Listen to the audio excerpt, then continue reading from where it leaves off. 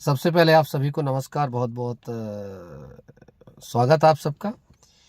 लगातार फ़ोन और कॉल्स करेंगे आप लोग एएनएम के लिए, तो मैं आपको सबसे अच्छी बात बताऊं। सबसे पहली अच्छी खबर ये है कि एएनएम में अपॉइंटमेंट्स दी जाएगी, सभी को अपॉइंटमेंट दी जाएगी। मेरी पिछली वीडियो देखिएगा, जब 5 नवंबर को इन्होंने ऑर्डर दिया था ऑनरेबल चीफ जस्टिस साहब मध्य प्रदेश ने, तो मैंने कहा था कि ये सभी के लिए है, लेकिन डिपार्टमेंट ने होशियारी मारी। मैंने एक लेटर भी मैंने लिखा था, डिपार्टमेंट ने क्या होशियारी मारी कि ना सिर्फ पिटिशनर के लिए, सिर्फ पिटिशन लगाने वाले का। उसका नतीजा ये हुआ कि जब आज कमिश्नर साहब पहुंचे इनके हेल्थ डिपार्टमेंट के, तो जज साहब ने तो ये तक कह दिया कि अगर ये ऑर्डर का कंप्लाइन नहीं होता, चूंकि आज वो इसलिए बच गए क्योंकि एडवोकेट जनरल साहब खड़े थे। चूंकि एडवोकेट जनरल आपको पता है कि पूरे स्टेट में एक ही होते हैं, और जब वो खड़े होते हैं तो थोड़ा एक आध हफ्ते की राहत मिल जाती है, थोड़ा चलो ठीक है, अच्छी बात भी है। लेकिन फिर भी सीधे तौर पे माननीय चीफ जस्टिस साहब ने कहा कि जेल के अंदर इनको रखने में ज़्यादा मुझे समय नहीं लगना चाहिए, नहीं लगेगा।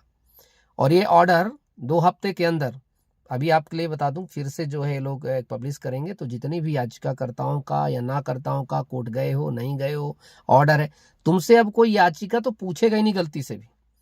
तुमसे सिर्फ 100 की सीधी बात एक पूछेंगे, तुम्हारा रिजल्ट पास है कि फेल है। अगर आप मेरिट में हो तो आपको उसमें कंसर्न कर दिया जाएगा।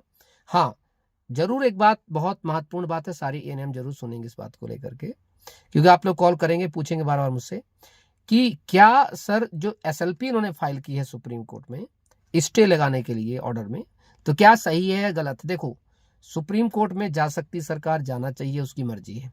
तो हम क्या कर सकते हैं, कुछ लड़कियों ने ऑलरेडी क्या किया था, उसमें लगा लिया था, कैवेट लगा दिया था, पहली फायदा।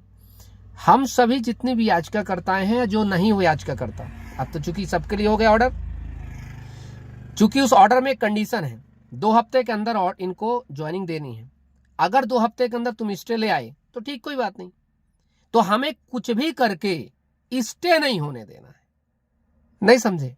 तो उसमें जितनी अपने अपने वकील साहब, जहां से आप लोगों ने केस फाइल किए थे, अपने अपने वकील साहब से आप लोग बात करिए और इंटरवेनर एप्लीकेशन डाल दीजिएगा। इंटरवेन का मतलब क्या होता है, जैसे एक केस लगाई, किसने लगाया, सरकार ने लगाया, ठीक है। दूसरी पक्षकार कौन बन गई, इधर मान लो हाईकोर्ट बन गई, ठीक है।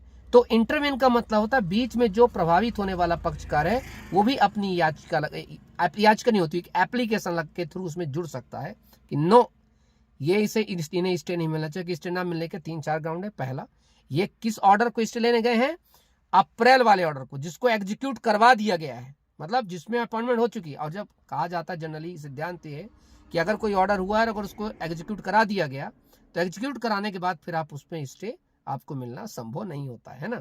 तो 100 की सीधी एक बात है। तो हम सभी को, जितनी भी याचिकाकर्ताएं हैं, जितनी भी नहीं है, जितनी भी एनएम है, जो भी मेरिट में है, वेटिंग में, जो भी, अगर वो चाहती हैं कि 2 हफ्ते के अंदर इनको जॉब मिल जाए, क्योंकि मजा आ जाएगा।